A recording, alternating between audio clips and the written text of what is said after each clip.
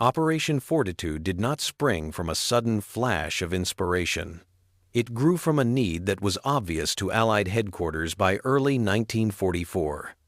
An invasion of France was coming, and its success depended not only on ships, airborne drops, and air superiority, but on where the enemy chose to meet the main blow. German defensive planning rested on a familiar assumption. The shortest path from Britain to the continent ran through the Pas-de-Calais. Geography encouraged it. Narrow waters, dense roads, nearby airfields and ports, efficient logistics. That confidence was strong enough to be turned into a vulnerability. If the enemy could be made to believe the strike would fall there, he would hold his strongest formations far from Normandy. The plan, then, was not merely to hide the real landing site, but to impose a false center of gravity, pinning enemy divisions in place while they waited for a main effort that would never come. The cover system was built in layers. At the top sat the legend of a major striking force under a commander whose name signaled speed and audacity. The notional 1st United States Army Group had to look convincing to enemy reconnaissance, radio intercepts, and human observers. Across southeastern England, the legend took physical shape. Dummy tank parks, airfields with plywood aircraft, tented depots, vehicle parks, convoys and road signs pointing toward imaginary headquarters. Each detail served one purpose, to present not merely readiness, but a mounting offensive impulse in the sector facing the Pas-de-Calais. Beneath that ran radio discipline and radio play. A real army produces a predictable volume and structure of traffic. Orders, situation reports, supply requests, weather, coordination. The fictitious formation needed the same pulse of ether life, a baseline hum, spikes during exercise hours, lulls for redeployments, surges before notional control dates. This was not noise for its own sake. It matched the network architecture German analysts expected to see: core, nets, divisional circuits, battalion links, logistics channels. Even empty packets had to conform to recognized formats so that analysts could assemble a map in which every station corresponded to a real-seeming unit inside an imaginary order of battle. The physical stagecraft aimed to defeat both eyeballs and aerial cameras. Rubber tanks, mock fighters and bombers, light lattice masts for fake radio sets, canvas over stores, barrels and crates, arrayed in convincing geometry. On the roads, motion was faked. Truck columns with swappable side numbers running loop routes to suggest massed logistics. Even ground signatures mattered. Track marks, littered hard stands, fresh earth, recently occupied bivouacs. Work with the terrain added credibility. Temporary plank roads, camouflage netting, signal markings for friendly aircraft. Taken together, these elements built a material picture strong enough to survive professional scrutiny. In parallel worked a network of double agents and controlled channels. Facts were fed that the enemy could test. Arrival of a named regiment, a hospital train, fuel dumps expanding in a given sector, engineering stores increasing. The feed was calibrated to match what the enemy wanted to see. A cognitive funnel took shape. If the expectation of a Calais blow already existed, the deception needed only confirmations of the right size and tempo. Extraneous detail was trimmed away. Too much texture can break plausibility. Synchronization was the key. The radio play and the mock-ups could not live in separate realities. If the imitation showed tank strength rising, supply nets had to reflect it in intercepts, and agents had to report columns on the roads. If cornets went quiet for a redeployment, convoys had to appear. If an airfield gained a new squadron on the air, additional dummy aircraft had to appear on its runway, with brief night lighting cues visible from above. Fusing these layers turned stagecraft into a system. Another element was managed leakage of strategic intent. The power of the legend grew with hints of an imminent operation aimed at cutting northern France. Propaganda.organs added atmospheric noise, careful features on possible directions, photos of real exercises in eastern England framed to suggest mass. Rumors seeded in neutral countries acted as mirrors, rebounding through third parties. They let the enemy staff believe the picture was multi-sourced. By early summer 1944, the legend's tension had to peak. Any Allied activity in southern England needed to read as secondary, preparatory, distracting. To that end, the tempo of the Phantom Army in the Calais sector was held at a level matching the last weeks before an assault, peaks in logistics chatter, simulated field commands and conferences, the erection of new headquarters. In reality, the main armada concentrated along shores leading to Normandy, masked by deep, multi-layered camouflage. But to the outside observer, the priority appeared unchanged: the shortest crossing. To carry the deception through the critical moment required one more adjustment: post-event inertia. After the real landings in Normandy, the enemy must not immediately strip reserves from the Pas-de-Calais. The legend demanded the illusion of a second, larger blow to come. The Phantom Army therefore kept breathing on the air. Dummy parks stayed in place. Redeployments were faked as if an even bigger landing was forming.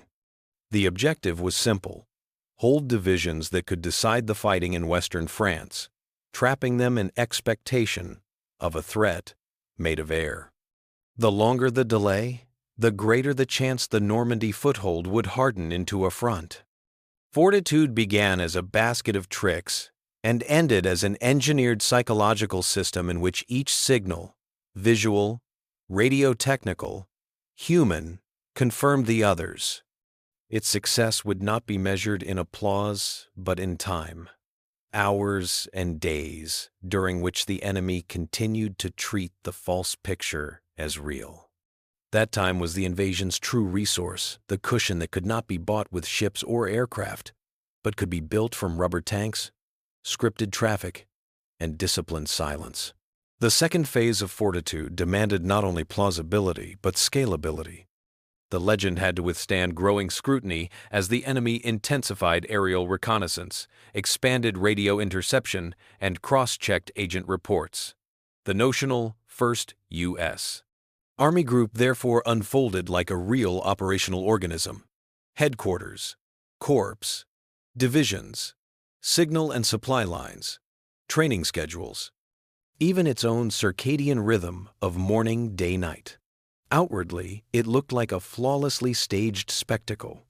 In essence, it was a system of mutual confirmations, each signal reinforced by a second and a third.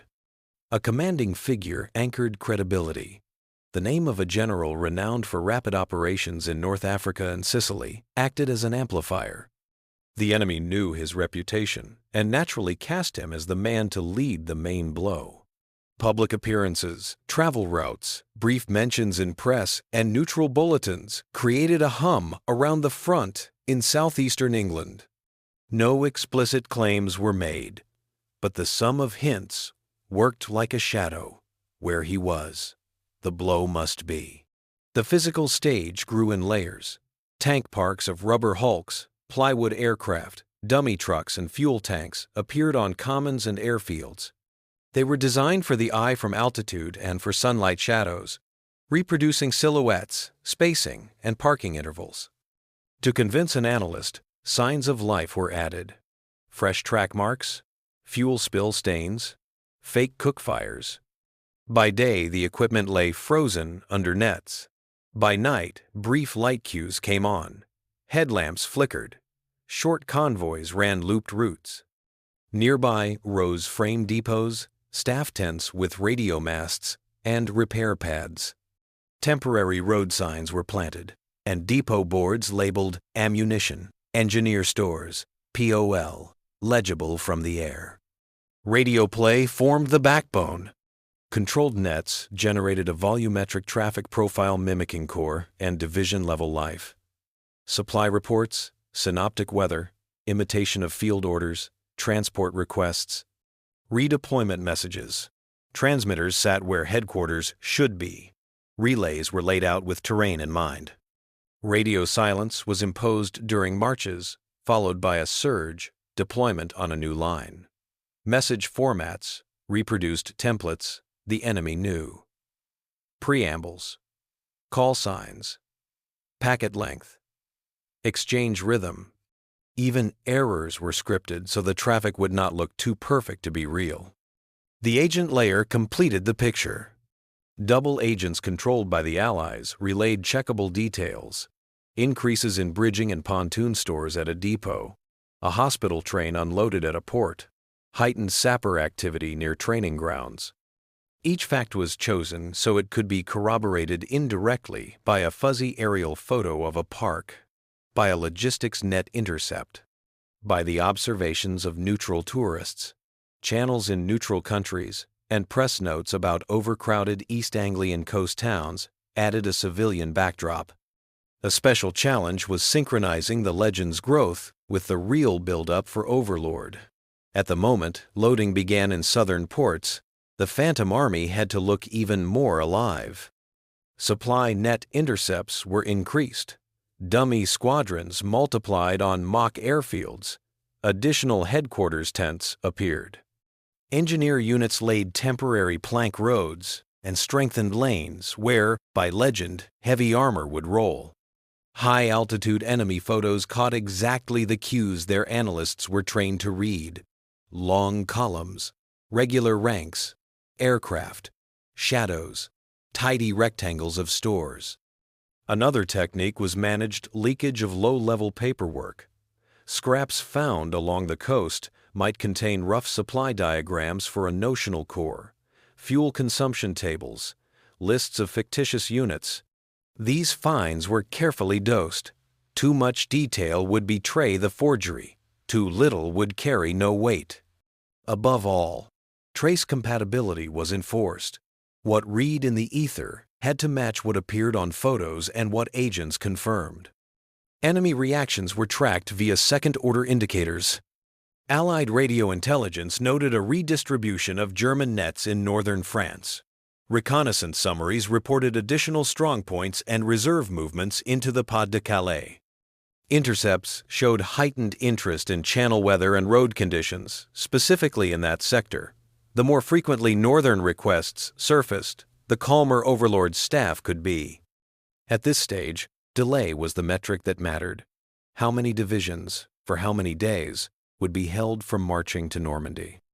After 6 June, the legend did not vanish. It entered the design phase of inertia, the first U.S. Army Group continued to live. Radio nodes stayed active. Redeployments were faked. At night, lights winked on over dummy runways. Reports circulated about fuel replenishment and new unit arrivals. Aerial photos still registered equipment under nets.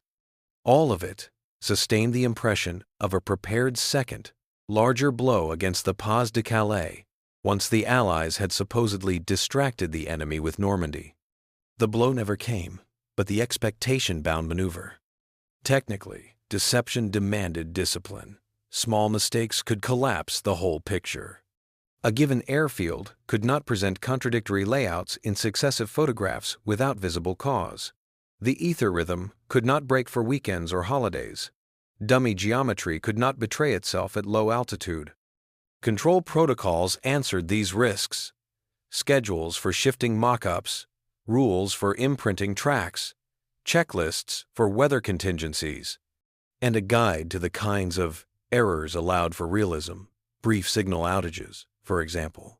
Each team, stewarding a slice of stagecraft, worked to an inspection plan and fed back to analysts.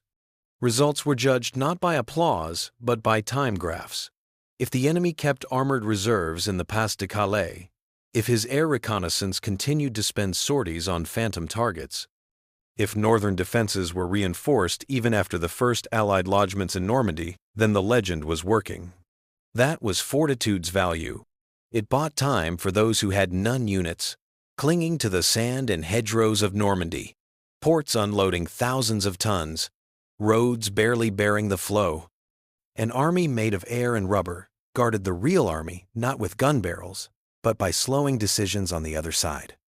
That delay became a weapon that could not be drawn on a map, yet could be felt in every day the enemy's reserves still waited for a ghost at the Pas-de-Calais.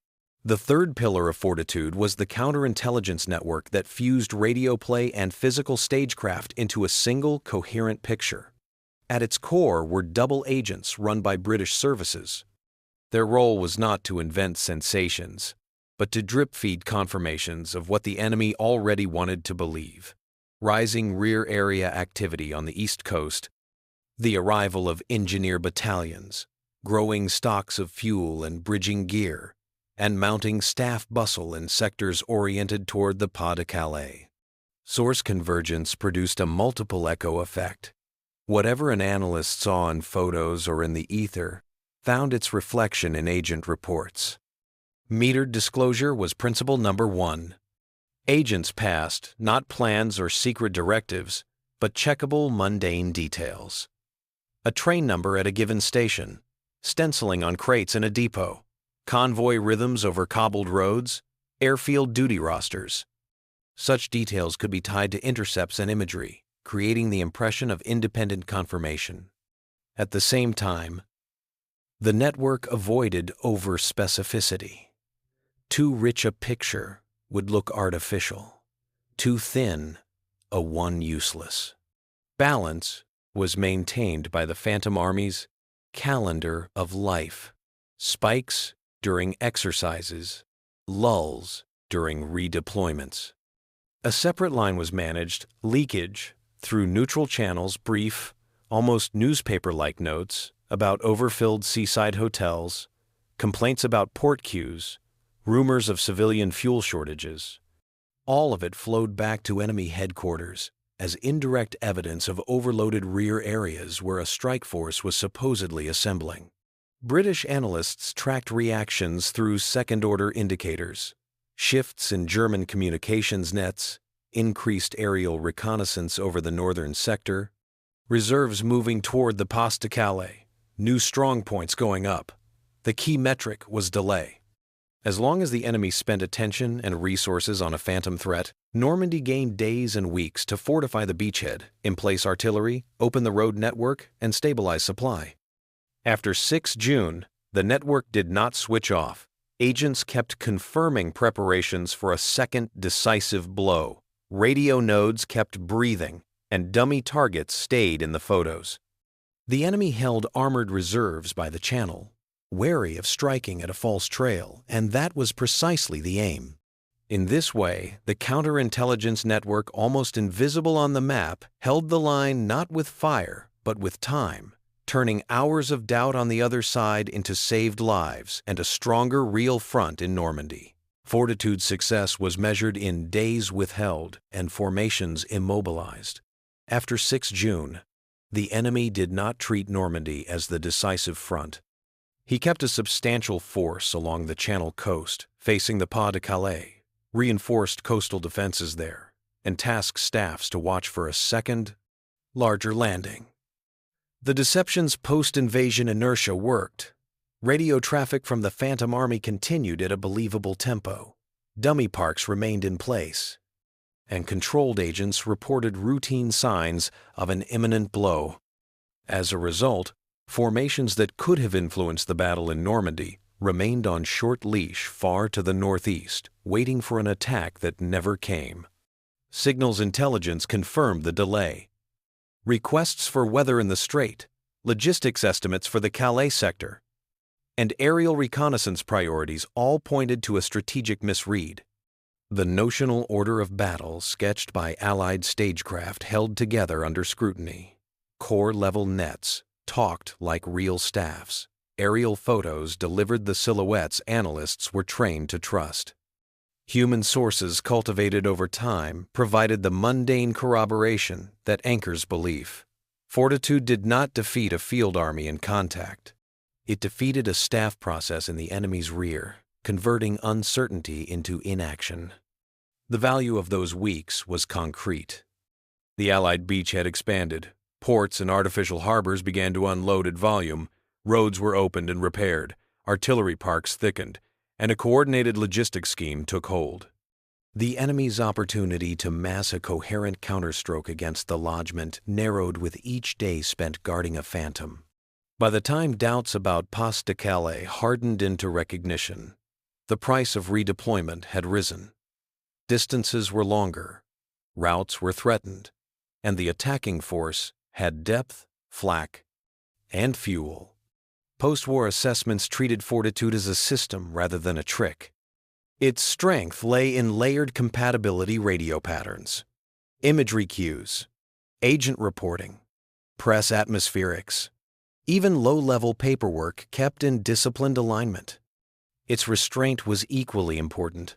The fiction never tried to do too much, never flooded the enemy with implausible detail, never sought drama. It offered exactly what opposing analysts expected to find and let them build the rest. There were lessons embedded in that restraint.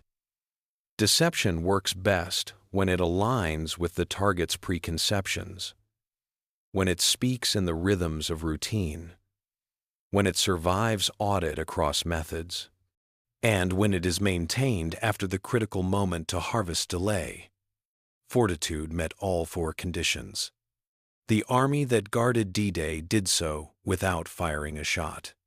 It bought time with shadows, paperwork, and radio noise, protecting real soldiers with an invented order of battle, and left behind a model of strategic deception whose influence outlived the beaches where it did its work.